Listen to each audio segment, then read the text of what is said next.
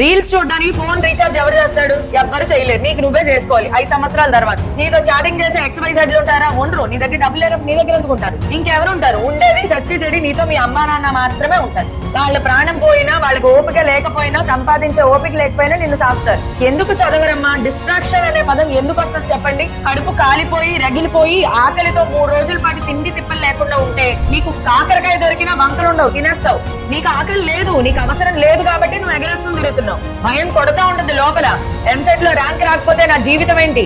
మా నాన్న అమ్మని ఎలా పోషించుకోవాలి? రేపు పొద్దున వాళ్ళు ముసలాళ్ళు అయిపోతారు, నీ ఎంతకాలం పోషిస్తారు నిన్ను?